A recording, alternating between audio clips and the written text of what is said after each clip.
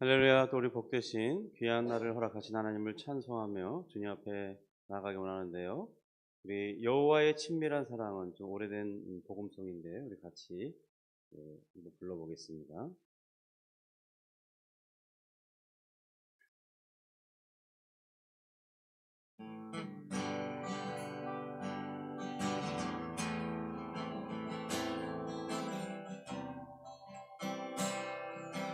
여호와의 친밀한 여호와의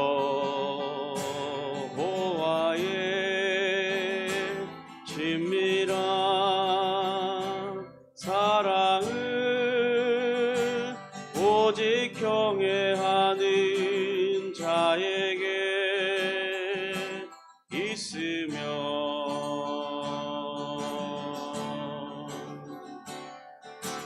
그 언약을 감추지 않으사 모든 것 보이시도다.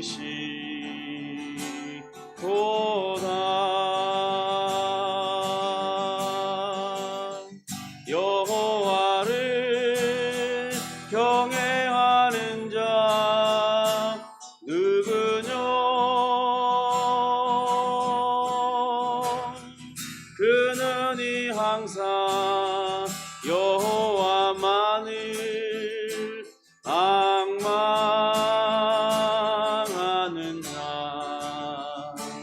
그가 주를 바라보니 주의 성실과 정직은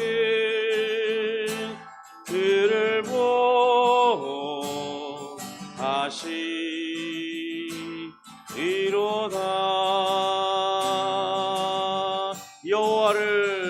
여호와를 경외하는 자 누구뇨? 그는 이 항상 여호와만을 앙망하는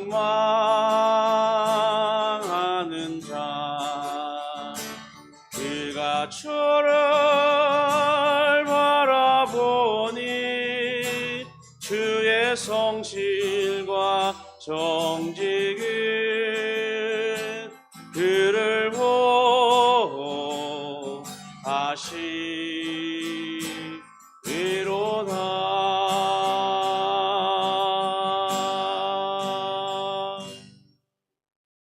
아멘.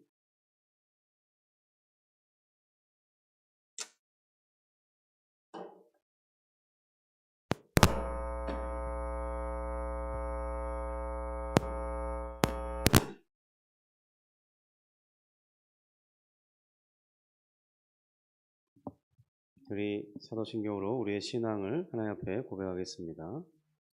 전능하사 천지를 만드신 하나님 아버지를 내가 믿사오며 그 외아들 우리 주 예수 그리스도를 믿사오니 이는 성령으로 잉태하사 동정녀 마리아에게 나시고 본디오 빌라도에게 고난을 받으사 십자가에 못 박혀 죽으시고 장사한 지 사흘 만에 죽은 자 가운데서 다시 살아나시며 하늘에 오르사 전능하신 하나님 우편에 앉아 계시다가 저리로서 산자와 죽은 자를 심판하러 오시리라. 성령을 믿사오며 거룩한 공회와 성도가 서로 교통하는 것과 죄를 사하여 주시는 것과 몸이 다시 사는 것과 영원히 사는 것을 믿사옵나이다. 아멘. 하나님 아버지 또 우리에게 이렇게 하루를 허락하시고 육체의 생명을 유지할 수 있도록 도우시고 또 오늘 하루 우리 모두에게 허락된 일상을 누릴 수 있도록 인도해 주신 하나님께 감사를 드립니다. 하나님 특별히 건강이 약한 자들, 건강을 잃어버린 자들에게 다시 소성케 되는 은혜를 허락하시고 그들의 육체가 치유되며 또 건강을 회복해서 하나님께서 누리 주시는 모든 것들을 기쁨으로 누리며 감사함으로 누릴 수 있는 은혜를 베풀어 주옵소서. 하나님 또 우리에게 영혼이 있사오니 우리의 인격과 영혼이 건강함을 누리게 하시고 온전한 그 모습을 가지고 하나님을 경외하며 하나님을 신앙하며 하나님을 의지하며 살아갈 수 있는 우리 인생들이 될 수 있도록 도와주옵소서. 주님, 오늘도 주님의 귀한 말씀을 사모합니다. 그 말씀 속에 가르쳐 주시는 것들을 우리 마음이 받고 마음에 새기고 또 그 말씀에 순종하며 살아갈 수 있도록 은혜를 베풀어 주옵소서. 감사하며 예수님의 이름으로 기도합니다. 아멘. 네, 오늘 말씀은 시편 25편 12절 말씀을 보겠습니다. 12절부터 22절까지 읽는데요. 특별히 12절부터 14절까지 강론을 이어가도록 하겠습니다.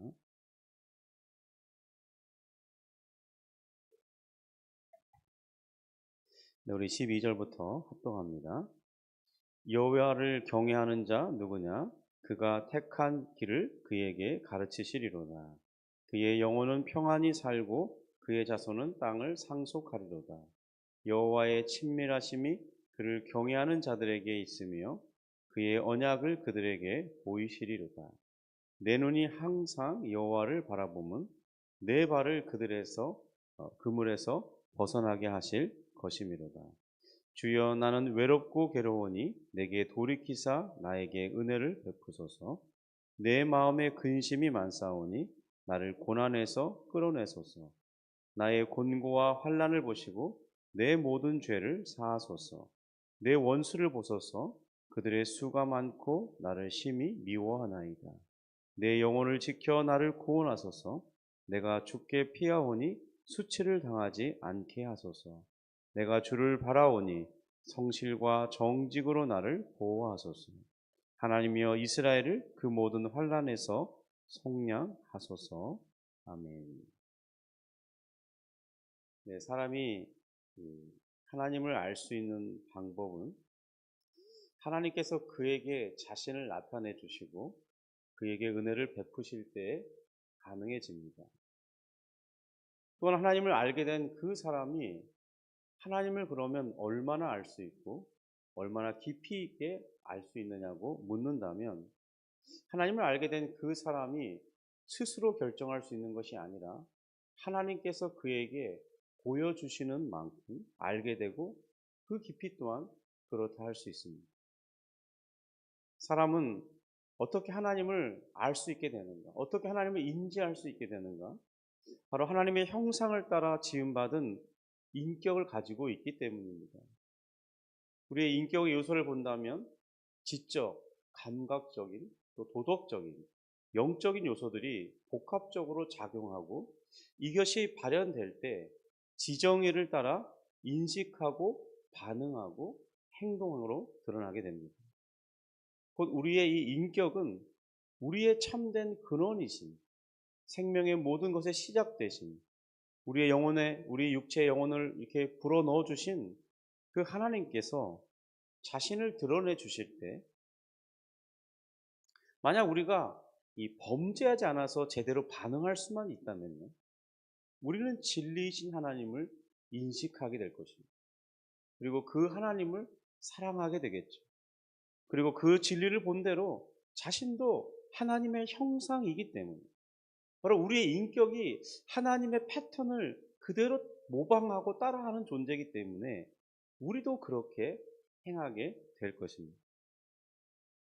그러나 죄로 인해서 인격이 오염되고 파괴되고 부패하고 이제는 하나님의 어떤 윤리 기준에서 탈선된 존재, 이 도덕적 기능은 있지만 도덕적 탁월성을 잃어버렸기 때문에 그런 존재로서의 인간은 그 형상이 더 이상 이 정상적인 작동을 하지 못하게 되는 것입니다.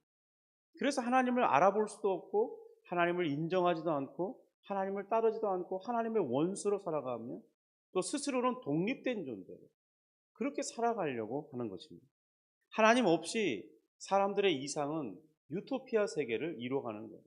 인간의 이상적인 어떤 세계를 설정해 놓고 그렇게 될 것이라고 기대하면서 지금도 많은 과학자나 또 경제를 이끌어가는 사람들은 그런 것들을 꿈꾸면서 지금 발전시켜 가려고 합니다.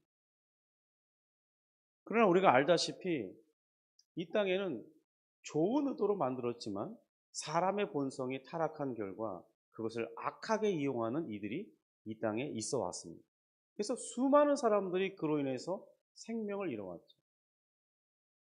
예를 들면 이 원자를 발견하고 그 원자의 능력을 발견한 사람이 결국 이 원자 폭탄을 만들어서 수십만 명의 사람들을 죽이고, 또 한 번 이 원자로들이 이렇게 문제를 일으켜서 사고가 나면 수십만 킬로미터의 방사능 오염으로 인해서 그곳에서 더 이상 살 수 없는, 수십 년 동안 그것이 방치되어 있는 그런 역사를 우리가 알고 있습니다. 그럼에도 불구하고 하나님은 그런 우리를 불쌍히 여기시죠. 그래서 하나님은 우리를 긍휼히 여기십니다. 그래서 그런 긍휼의 여김을 받은 자들은 바로 그 깨어지고 파괴된 그 능력이 어느 정도 다시 이 땅 가운데서 작동할 수 있게 됩니다. 물론 장차 죄가 없는 새로운 세상에서는 이 하나님의 은혜를 받아서 살아나게 된, 새롭게 된 그 인격이 온전히 작동할 그때가 올 것입니다. 그런데 이 땅에서는 여전히 그 기능이 온전히 작동하지 못하며 살아갑니다. 왜냐하면 여전히 이 세상에는 죄가 작동하는 시스템 속에 있기 때문이에요. 또 우리는 하나님의 은혜를 입어 새로운 사람이 되었지만은 여전히 이 오염되고 부패를 벗어날 수 없는 현상이 일어나는데요.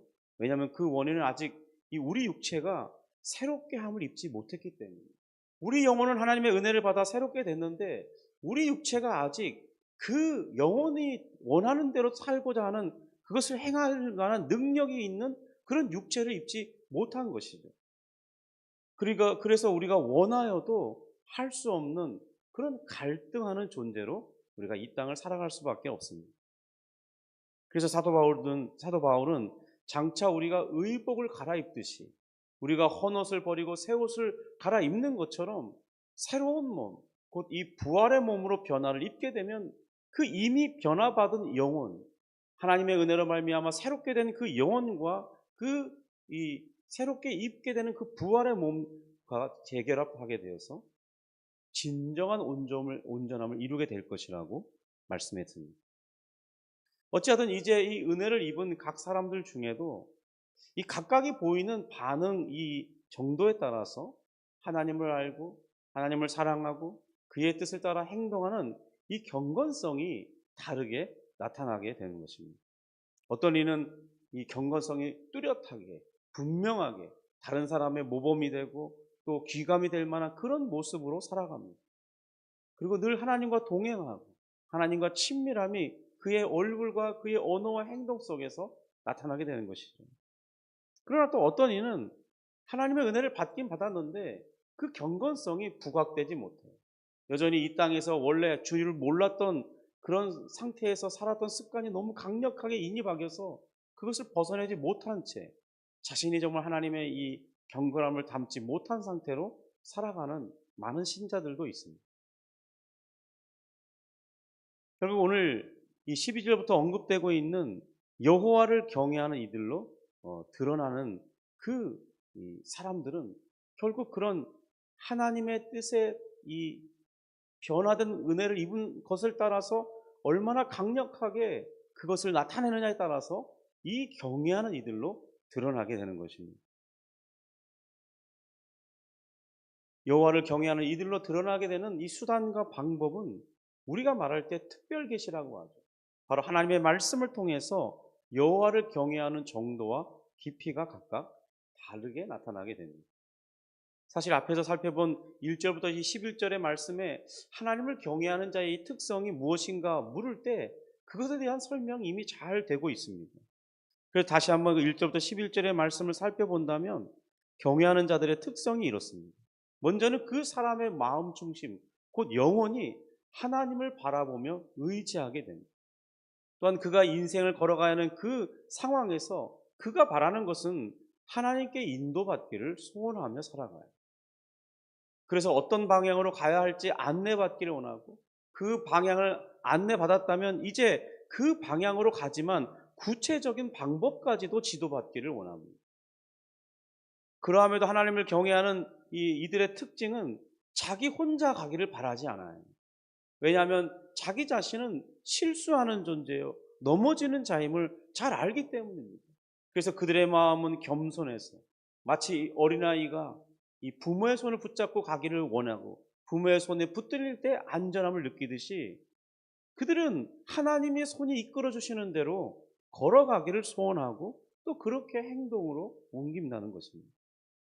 그래서 이 모든 일들이 가능하도록 하기 위해서 그들은 무엇을 하느냐? 말씀을 늘 가까이 하고 마음에 그 말씀 두기를 힘쓴다는 거예요. 그리고 말씀에서 지혜를 얻기를 소원하고 또 말씀 속에 나타나는 하나님의 뜻을 알아가는 그 일을 즐거움으로 삼으며 그들의 생을 보낸다는 거예요. 정규적으로 시간을 떼어서 하나님 말씀을 보고 또 하나님의 그 말씀에서 은혜 받은 말씀들은 또 암송하기도 하고 또 그 말씀을 연구하여서 그 뜻을 헤아려 알고 또 그 말씀을 정리해서 체계화시키고 누군가에게 가르칠 수 있는 준비를 하고 자신에게 그것을 본이 되게 그 삶이 실현될 수 있도록 그렇게 노력하며 살아가는 것이죠. 그리고도 그가 하나님의 뜻대로 행할 수 있도록 바로 능력 주심을 바랍니다. 하나님이 우리의 능력 되기를 바라요. 왜냐하면 자신에게는 그 말씀대로 살아갈 능력이 없다는 걸 너무나 잘 알고 있습니다. 그래서 그들은 늘 주님의 도우심을 입기를 구하며 살아가는 것이죠. 그래서 그들은 늘 이 하나님을 예배하는 자리를 사모해요. 그리고 기도하는 자리를 사모합니다. 그런 중에 하나님을 의지할 수 있게 되기 때문이죠. 이러한 일들로 인해서 저들은 바로 주님께 긍휼하심과 인자하심을 받아서 따라 살게 됩니다. 그러하지 못해서 혹시 우리 살다 보면 때로는 그런 것에 한눈 팔게 되잖아요. 세상에 더 좋은 것들이 있는 것을 이렇게 현혹되잖아요. 그래서 그들이 범죄하게 될 때 그 범죄로 인해서 징계가 찾아오고 그러면 그런 모든 것들을 유순한 마음, 온유한 마음으로 그런 것들을 다 수용합니다. 그리고 그런 징계와 고난을 자신을 회복시키는 채찍질의 도구로서 다시 경건을 회복하는 하나님을 경외하는 그 삶의 태도를 회복하는 기회로 삼는 것이죠. 그래서 저들은 또다시 이 여호와의 길을 안내받게 되는 것입니다. 그러므로 여호와를 경외하는 자들은 하나님께서 우리를 찾아오실 때 맺으신 그 언약을 또한 귀히 여깁니다. 역사에 나타난 하나님의 이 증거들을 유념하면서 교훈을 받으며 살아갑니다. 우리 12절 말씀을 같이 한번 읽어보겠습니다. 12절입니다. 여호와를 경외하는 자 누구냐? 그가 택할 길을 그에게 가르치시리로다. 그러니까 1절부터 11절에 하나님을 경외하는 자의 삶이 무엇인지를 잘 드러내주고 있습니다. 그러니까 여호와를 경외하는 자가 누구냐 하는 그 물음은 다시 1절부터 11절에 그 다윗이 보였던 그 특성들을 살펴보면 잘 드러나는 것입니다. 그러하기 때문에 자신을 구원하시고 이 언약의 은혜를 베푸신 하나님을 높이면서 두려움을 가지며 살아가는 것입니다.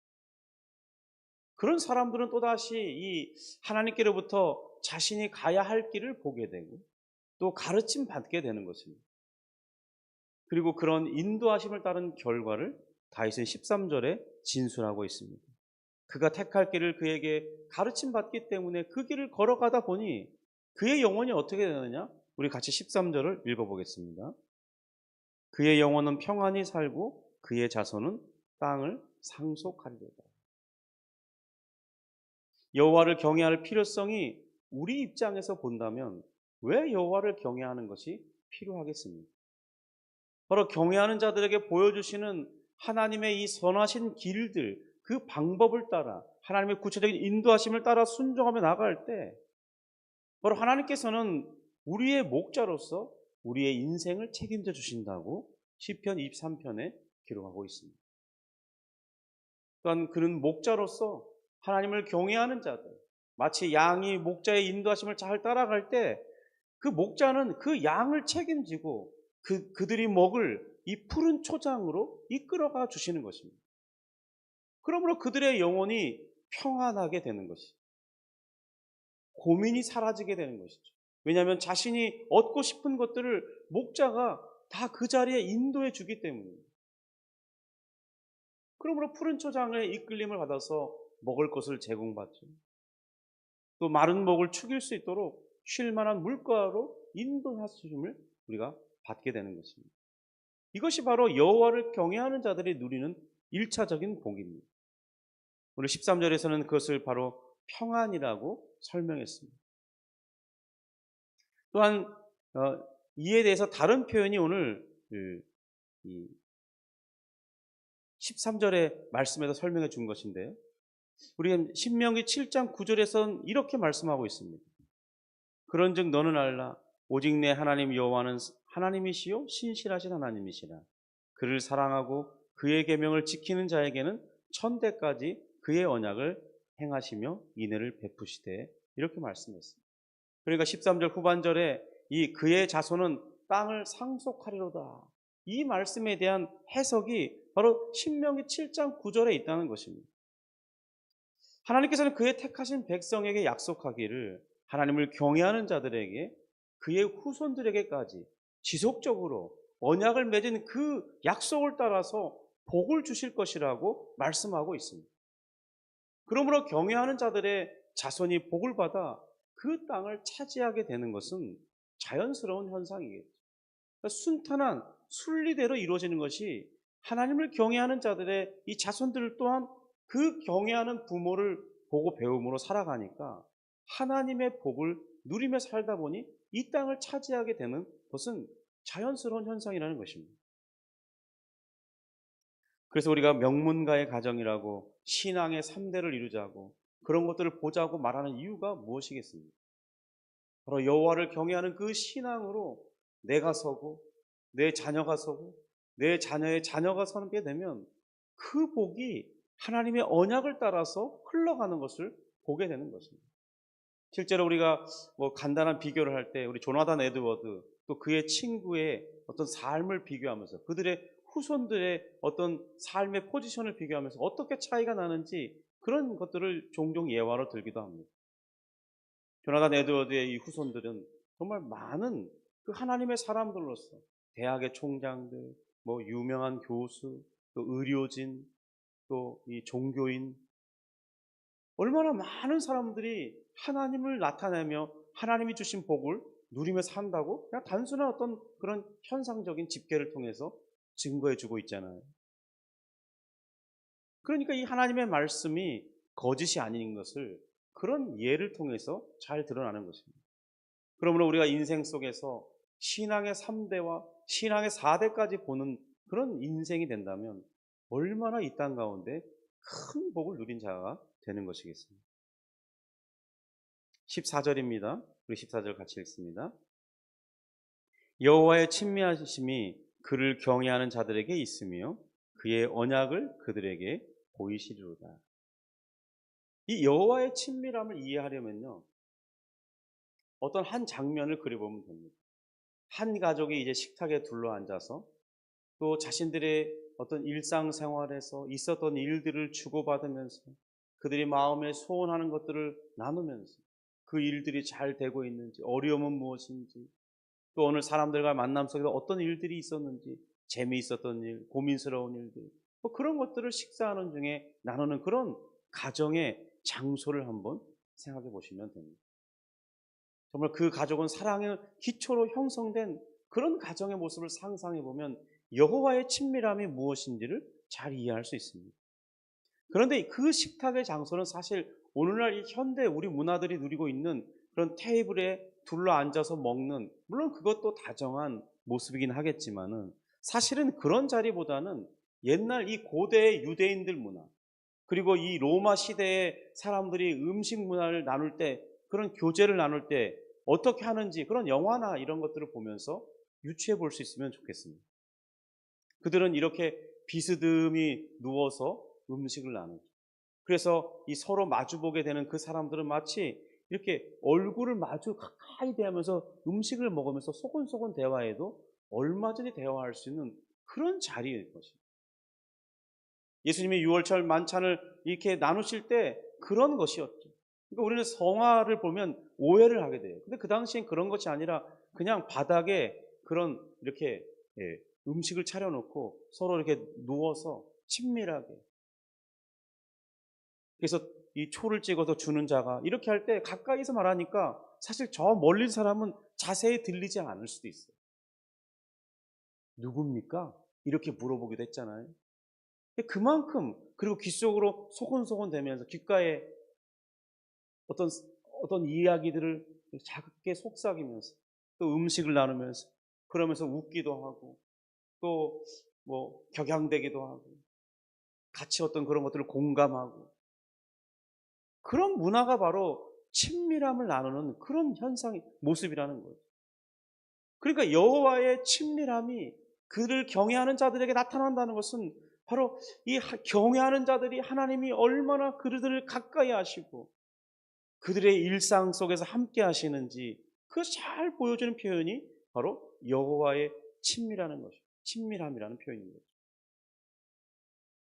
사람이 하나님과 그런 친밀함을 누리며 산다면 그보다 더 복된 삶이 있겠습니까? 무엇이 더 인생이 누리는 복이라 할 수 있겠습니까? 바로 지금 그가 친밀하게 대화를 하는 상대가 누구냐는 거예요. 그의 이름을 우리는 여호와라 부르고 하나님이라고 부릅니다. 그분은 어떤 분입니까?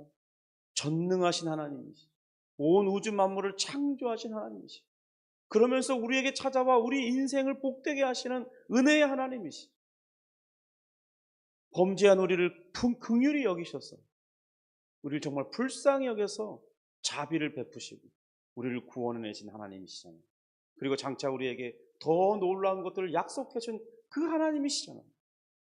모든 것이 가능한 하나님, 모든 것을 해줄 수 있는 하나님, 모든 것의 주인이신 하나님, 바로 그 하나님이 오늘 나와 친밀한 가족처럼 모든 것을 주고받으며 속삭이며 그 누리는 삶, 그러니까 여호와의 친밀함을 누리는 것보다 더 큰 복이 이 땅에서 무엇이 있겠습니까?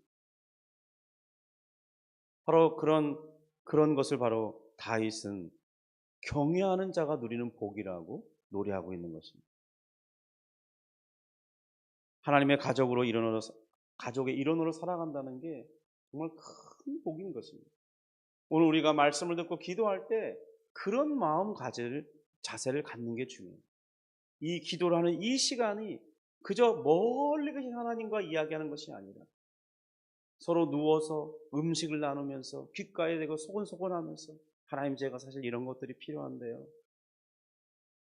때로는 아부도 하고 꼭 들어주셔야 됩니다.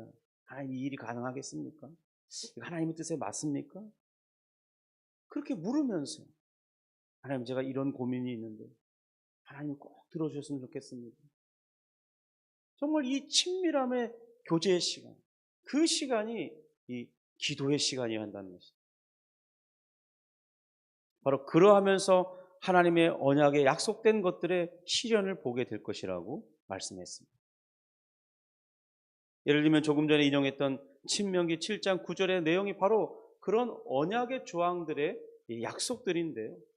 하나님의 사랑이 그 경외하는 자들의 생애뿐만 아니라 그들의 후손에게까지도 베풀어지실 것이라고 말씀으로 약속하고 있는데 그 말씀의 약속이 실현되는 것을 자신의 눈으로 보는 것이죠. 그런데 지금 우리가 지금 25편을 염두에 두고 읽어야 하는 것은 뭐냐면 다윗이 현재 처한 이 상황이 어떤 상황이냐는 거예요. 이제 내일 살펴볼 수 있겠지만은 그의 상황은 외롭고 괴롭고 근심이 많은 상황이라고 말하고 있습니다. 하나님이 이번에 도와주지 않으신다면 자신은 이 원수들로부터 부끄러움과 수치를 당하게 될 것이라고 고백하고 있는 상황이에요. 그 위기의 상황이라는 거예요. 그러함에도 불구하고 이러한 경외하는 자들의 복을 누리는 것을 되뇌이면서 묵상하면서 하나님 앞에 고백하는 이유가 무엇이겠습니까? 그것은 바로 그런 약속을 되뇌이면서 붙들므로써 지금 하나님을 경외하는 자로 있는 이 다윗 자신에게 지금 상황은 위기 상황이고 위험한 상황이고 부끄러움과 수치에 놓일 수 있는 상황이지만은 그러나 하나님께서 허락하실 그 하나님의 은혜를 붙들기 위해서 이 놀라운 약속을 되뇌이고 있는 것이죠. 성도 여러분, 이런 약속을 붙드는 것이 우리에게 왜 필요한 것입니까? 바로 그러한 약속을 붙드는 성도는요, 고난의 현장을 견딜 수 있는 것입니다. 그 외로움의 길을 묵묵히 걸어갈 수 있는, 그리고 그것을 극복해 나갈 힘을 하나님으로부터 공급받을 수 있기 때문에, 하나님을 경외하는 자들에게 주실 그 복을 생각하면서 하나님, 그것이 나의 현실이 되기를 원합니다, 기도하면서 그 현재 있는 고난의 길을 한 걸음 한 걸음 성실하게 걸어 나가는 것이죠. 성도 여러분, 오늘 우리에게 어떤 어려움들이 있습니까? 해결받아야 할 문제가 무엇입니까? 오늘 기도 가운데 바로 하나님의 그 약속을 붙들고, 반드시 하나님께서 이 약속을 붙들고 기도하는 자에게 그렇게 실현되게 해 주실 것이라는 그 소망 속에서 오늘 기도하고, 또 그것이 이루어지기를 잠잠히 기다리고 바라보는 그런 신자들로 살아갈 수 있기를 주님의 이름으로 축복합니다. 기도하겠습니다. 하나님 아버지, 우리가 주님께 큰 은혜를 받고 신앙인으로서 살아가지만 오늘 우리의 삶의 현장은 때로 외로움과 또 근심과 괴로움을 벗어내지 못한 채 살아가야 하는 날들이 많습니다. 하나님, 해결해야 할 문제들이 오늘 당장 급하게 해결되지 않으면 인생에 큰 낭패를 겪을 만한 일들이 우리 현장 속에 있습니다. 그러나 하나님, 오늘 다윗처럼 하나님을 경외하는 자들에게 주시는 복이 무엇인지를 묵상합니다. 그러한 복이 내게 이루어지기를 바라면서 하나님의 선하신 인도하심을 바라보는 그러한 기도의 소원을 올릴 때, 주님 그 약속을 붙드는 그런 모습을 통해서 우리가 오늘 우리 고난의 현장을 이겨내는 하나님의 돕는 능력으로 그것을 해결해 나가고, 결국 하나님의 약속이 우리 삶 속에 실현됨으로 우리가 평안을 누리고 우리의 후손들이 이 땅을 차지한다고 고백하는 그 고백이 우리 삶의 약속의 실현으로 드러날 수 있도록 은혜를 베풀어 주시옵소서. 하나님, 그러므로 우리가 그때에는 기쁨으로 주님을 찬송하고 주께 영광을 돌리기를 원하오니 주여 그러한 날이 속히 이루어질 수 있도록 역사해 주시옵소서. 기도의 힘을 더하여 주옵소서. 그러므로 여호와의 친밀함을 이 기도 가운데 누릴 수 있도록 하나님, 우리를 가까이 하여 주시고 주님 우리에게 말씀하여 주시고 우리가 또한 그 하시는 말씀을 알아들을 수 있도록 도와주시고, 우리 마음이 여호와의 친밀한 그 사랑을 통해서 힘을 얻고 능력을 얻게 하여 주옵소서. 예수님의 이름으로 기도합니다. 아멘. 하늘에 계신 우리 아버지여, 이름이 거룩히 여김을 받으시오며 나라가 임하시오며 뜻이 하늘에서 이룬 것 같이 땅에서도 이루어지이다. 오늘날 우리에게 일용할 양식을 주옵시고 우리가 우리에게 죄 지은 자를 사하여 준 것 같이 우리 죄를 사하여 주옵시고 우리를 시험에 들게 하지 마옵시고 다만 악에서 구하옵소서. 대개 나라와 권세와 영광이 아버지께 영원히 있사옵나이다. 아멘.